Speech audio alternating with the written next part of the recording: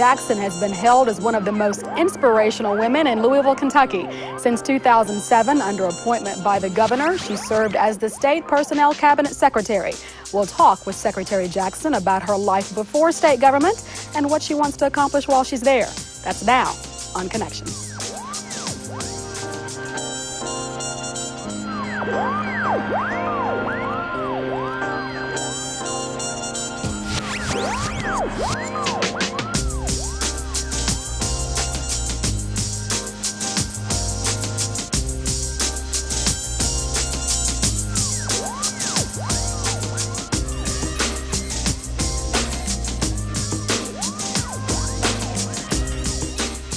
Thanks for joining us for Connections today. I'm Renee Shaw.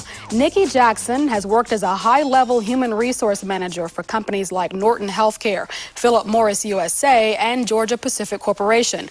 In December of 2007, Governor Steve Beshear appointed Jackson to Secretary of the Kentucky Personnel Cabinet, where she's making strides in public-private partnerships, a wellness program, and growing future leaders in human resources. This inspirational woman and leader is our guest today, and it's so great to have you, Ms. Jackson.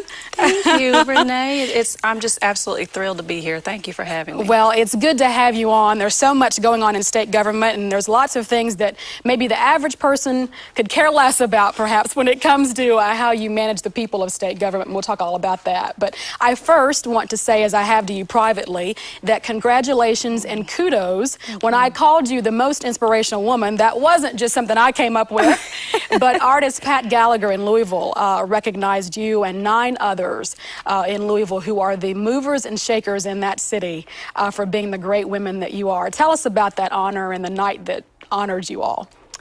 Oh, boy, Renee, it was just a magical, wonderful evening. I'm still kind of goose pimply, if you will, about it. It was just very humbling. I've always considered myself probably more an inheritor of inspiration rather than a vessel for it. So I guess to be recognized in that venue, in particular the Muhammad Ali Center, with the likes of Lonnie Ali in attendance, and her having been honored as well with with the same kind of recognition. It's just all very overwhelming, and I'm just so happy to have been a part of the night. When you got the call, were you like, are you sure you're talking about me? Because you're still very young, and you were, like you said, in great company with some other young ladies like Molly Bingham, of course Lonnie Ali. I mean, there are a lot of people who've been doing some good things. So it's nice to be in that category, and it's certainly very well deserving. Thank you. Yeah. Thank you so much. Thank you so much. Still glowing over it. Oh yes, I'm very excited. I'm very excited about it. It was a great evening and a great honor. Yeah. Well, let's know a little bit more about you before we talk about a little bit of state government. First of all, you went to Hampton University. I did. A historically black college university, HBCU. That experience there, what did that teach you? And what have you carried with you since leaving there only, 5 years ago? 5+, yeah. You got some good math going on there, Renee. Oh yeah, it's I'll great. go with it's that. Not fuzzy. That's the new math. It's the new math. Well, let's see. Both of my parents are academic types. So my parents actually worked at Hampton University. Oh, great. And I grew up, interestingly enough, on campus. So we actually had a faculty house. I lived right directly behind the library, what was then the heart of the campus. That time we moved to Hampton, Virginia, I think it was 1982, and moved on campus in 1983. So that had been my world as a child. My social experiences were there. My kind of literary experiences were there very early on. My mother was chairman of the English department, so she had me immersed in all things writing and literary oriented. So that, it was just kind of par for the course. It was very common for me. I was very familiar with the landscape of the campus. I was very familiar with the professors and the president, so it just felt like home. Yeah. Because it was home. Right. But I knew very early on that I wanted to attend an HBCU. I just think that there was a different kind of validation and affirmation of sense of self that I gained from that campus, both academically and socially. The opportunities to really be involved in movements that are specific to my culture and priorities that are specific to my culture, and to do so in a way that you are absolutely undergirded and supported by every facet. People from the janitor all the way up to the college president were inclined to understand your personal plight. So it was a great experience for me. And still relevant today, of course, having HBCUs. And I think perhaps maybe some of the minority publications like Ebony, who does a special series on HBCUs around the time that the academic year starts again. I think maybe that's kind of building up the reputation and the desire for people to go. I think so. Yeah. I think you're right. Yeah. So, I mean, they're absolutely relevant. And in my view, will continue to be. Right. So you were in a household where your parents absolutely expected you to not just to meet the expectations, but to exceed them. You better believe it. Yeah. You better believe it. But, it's I'm an only child as well. So, my parents poured everything they could into me, into my education, into my worldly experiences. My parents were very well traveled, and I never received the best attendance award in school because wherever they traveled, I traveled. Which was, a great learning unto itself. So I really try to pass that on to my kids and expose them to as much as possible, because that's what my parents did for me, and I really think that makes such a huge difference. Yeah. You have two? I have two. Yeah. I do. Their ages? 13 and 4. Wow. Yeah. Growing fast. Yes. Yes. The 13-year-old just graduated from 8th grade, so they have somewhat. He had a celebration for his 8th grade graduation, and my 4-year-old's going to kindergarten next year. Oh, wonderful! Lots going on in the Jackson house. Absolutely, very busy times. Huh? That's right. And you're a busy woman, keeping it all together. Now you've been at this job since December 2007 as the Personnel Cabinet Secretary. How you like that? I adore this post. I really do. I adore it, Renee. I think one of the reasons why it's just so fulfilling for me is that I'm really able to strike, I think, a really good balance between my duties at home and my duties at work, and I attribute that to the two men that help me the most, my husband and my boss. Right. Trying to make sure that I'm appropriately striking that balance, and I really have to. I can't say enough about the governor and his desire to make sure that working moms are supported, that the parents of the people who work in state government who have children, that they feel balanced, in terms of their work responsibilities and their home responsibilities. And he has not wavered in that. He and I had some talks about that right before my appointment, and he was, very candid and supportive and forthcoming as it relates to, his desire to support me and whatever I need to do to get this job going and make sure my responsibilities at home are. Did you seek the position out? Did you express some interest? I didn't. I didn't. It just kind of landed. I worked on Jonathan Miller's campaign. You'll remember he was running for governor for a while there, and so I was working with Jonathan for I guess a couple of months, and then right before the primary, of course, he threw his support to Governor Beshear, and at that point I kind of went back to my little area of oblivion and went back to my work. I was at Norton Healthcare at that time and just continued work in HR. And then right after the governor was elected, I got a call from Jonathan asking me if I'd be interested in this role. So I really have to thank him for making sure that this was going to happen. Your interest in politics, I mean, governing, as I always like to say, is different from politics, even though the two often do mesh in sometimes uncomfortable ways. Are you as interested in the political side as you are the governing side in what you do each and every day? No. Short answer is no. I'm really not. I mean, I'm an HR practitioner at heart. I love the practice of HR. I love that I get to do it in this construct. But I have no political aspirations. Really, no desire to work in any other political and not capacity. To even seek elected office yourself. No. HR is what I love, and I want to be true to my footprint. I talk about that a lot in the cabinet. Let's just do what we do and do it well. So I like to be involved in the process, in as much as I can help and assist and bring support to certain candidates or certain candidates' platforms. But beyond that, I think I'll just stick to HR. Just stick to HR. Yeah, it is. It's an interesting thing because you do get involved in all of that just because of the nature of what you're doing. Having worked for companies like Norton Healthcare and Philip Morris USA and C.W. Johnson, which is no longer in operation, correct? Unfortunately, it's not. That's right. Which is a shame. Wonderful African-American businessman there, trucking company, no longer in business. But so you've done the private stuff. Right. And we always say when you go to the public and the state government side, it's a whole different world. Is it for you, and how did you acclimate to it? It is. It's different. It's different, Renee, I guess if I look at it from the perspective of, your mistakes and your celebrations, your vulnerabilities, and the areas within which you have confidence, they're just all very public. That's different.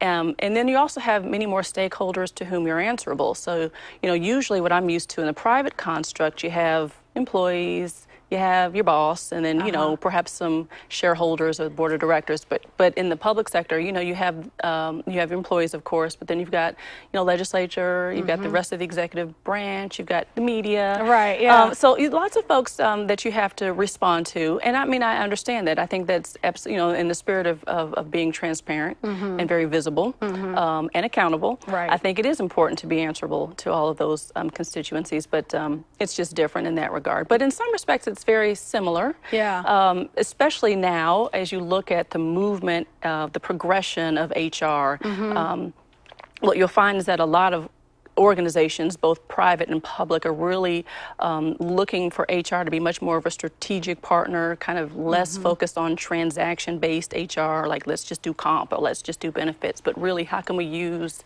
this animal called human capital in furtherance of the organizational goals. And so in that respect, it's very similar. Yeah, and that's what I was going to ask you about. When people think of human resources, we think only in terms of our paycheck, our benefits, retirement. I mean, those types of rudimentary things that, of course, we rely on, but we don't think in terms of employees being invested in and maybe promoted and that kind of thing, or how do you make sure, like there's an initiative that we'll talk about with wellness for state employees. I mean, those types of things, that's relatively a new phenomenon, isn't it? That it's becoming more person-centered human resources as opposed to just business-centered as usual. That's right. And it's what we call that in the personnel cabinet is the engaged employee. So this notion of engagement, that's, one of those fancy HR terms. Right, yeah. But it really is a political term too, engaged. We want an engaged workforce. Yeah. But really we do, because when you have an engaged workforce, I call it the lean-in factor. So you have those employees that are really leaning in and wanting to feel much more connected and much more invested. When you have a certain level of engagement, there typically is a certain level of discretionary effort that you'll see employees start to exercise. And once that discretionary effort is exercised, you see much more innovation. Once you get much more innovation, then you get a competitive organization. And ultimately, that's really what the governor wants. Right. And how do you do that, Secretary, in the face of major deficits and shortfalls and just tough economic times across the board, not just in the state, but nationally? Well, Renee, the employee value proposition has changed significantly from what it was in years past. And what I mean by that is that when you think about what are you asking employees to assume in exchange for their time with you 8 hours or 9 hours a day.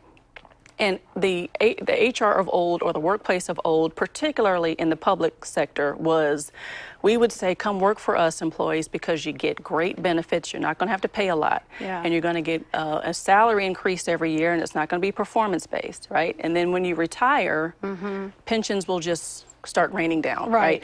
And that value proposition has really changed. So what we have sold to employees is kind of this story about stability, and that is our only draw, stability plus these great monetary benefits. So we've kind of taught our employees to value work based on what we give them monetarily. And that's not necessarily specific to state government, but that seems to be a little bit more prevalent in state government. But really the value proposition has now changed for a number of reasons. One, not to mention the economic landscape within which we find ourselves, but for a number of reasons, the work environment has to change such that we draw employees because of our great opportunities to be advanced and opportunities to excel and learning and development. the richness of our learning and development culture, and employees can be heard and contributive, and they're working with managers and supervisors who genuinely care about them, about their well-being, and they have licensing of complete dignity, meaning you come to work with your dignity intact and you leave work with your dignity intact. And some of these other things that really that we're working on in the personnel cabinet, both programmatically and behaviorally, right, to make sure that we are kind of redefining the value that we are giving to employees, the holistic employee, to help with the reality that we really don't have the economic. Right, because there are dwindling resources financially. That's So, right. That's right. I mean, if you think about it, and most of us at KET fall underneath this cabinet and you know, and get our checks cut the same way as other state employees do. And so, you know, perhaps there is a lot less incentive financially when you think about the 1% increases or the health benefits that maybe you have to pay more for, and the threat that the pensions will dwindle in some form or be privatized, or however it goes. There's a lot of uncertainty with state employees, and so an uneasiness about what the future holds. What would you say to someone who would consider a career in public service to the Commonwealth of Kentucky when perhaps they have other opportunities elsewhere in the private sector? What would you say to attract them here? Well, you know, when we look at where we are from our budget standpoint, the good news is that we are now poised in state government, probably more than any other time in modern history, to really impact not only this workplace, but this Commonwealth in an incredibly meaningful way. So there's a certain, the attitudes and the readiness for our constituents, for our leaders in state government, for the managers in state government, to really start looking at how else can we work. What else can we do to contribute to this thing called work? How else can we serve the public in meaningful ways? I mean, I think that there's the conversations that I'm hearing now, both within my cabinet and throughout the enterprise, are conversations that we probably have never had in state government, as we look at streamlining, as we look at injecting much more innovation at work, as we're actually talking now about engagement and the extent to which that leads itself to productivity. So this is a fantastic time to be a part of the state government family. Yeah. Do you think that state government employees get a bad rap from the average Joe Schmo taxpayer who thinks state government workers are already paid too much, already have it good, have flexible hours, or whatever it is they have that may be misnomers or could be some truth in that? Right. How do you think the public perception, and what do you hear from the general public about their perception of state government workers? Right. Well, I mean, I hear exactly what you just said, and they absolutely get a bad rap. Absolutely get a bad rap. As the ombudsman here and the spokesperson. Well, honestly, in all fairness, they really do. I mean, this employee base works tirelessly. They really do. And I think the bad rap comes probably because so many of the folks in private sector don't really understand the legal, the regulatory, the statutory construct within which state government operates. So, you know, what I hear is about the rigidity and people don't want to change and these kinds of things. And I think, well, once you get in here and you really understand the parameters within which we operate and how we have to govern ourselves vis-a-vis, you know, these statutory imposed boxes in many respects, then you kind of understand why that has been. But even in the context of human resources, where, as you might imagine, it's very regulated, and lots of statutes, 18A, that governs how we interact vis-a-vis our employees, there's still a lot of room. There's still a lot of room to inject a different kind of innovation and meaningfulness to work without compromising, you know, our legal or regulatory standing. Yeah. Let's talk about some of the good things that you've been doing in the past, well, it has been almost 2 years. Almost two years. It's coming up on us fast. Yeah.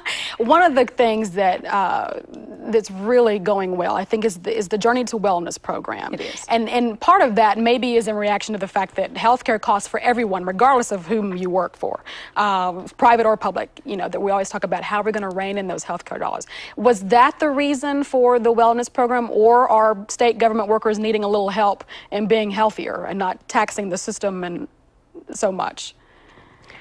Well, Actually, the Journey to Wellness program was born out of our, one of our strategic goals in the cabinet is to emerge as an employer of choice. And that kind of harkens back to what I was just talking about, the employee value proposition, how we really have to change the dynamic of what we're asking employees to sign up for when they come to work for us and what we want to give them in exchange for their time.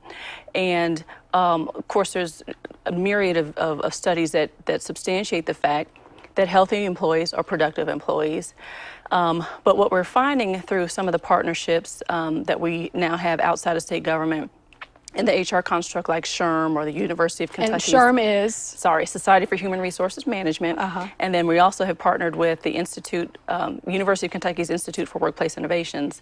And they've been doing a lot of studies on this whole notion of employer of choice and engagement. And a lot of those employers who have been regarded externally as employers of choice have in place pretty robust wellness programs. I mean, it's a good draw. So when we're going out to recruit and as we look at how we want to retain employees, we want to make sure that they understand we value them holistically and we want to promote healthy lifestyles, both at work and at home. That's really what was born out of. Now, the ancillary benefits is they have reduced healthcare costs and, you know, and those kinds of costs. But really, it was more out of our desire to help emerge as an employer of choice and give our employees an opportunity to be healthy while at work. And specifically, what are you doing in that vein? And the Journey to Wellness? Like, we're doing a wellness program. Well,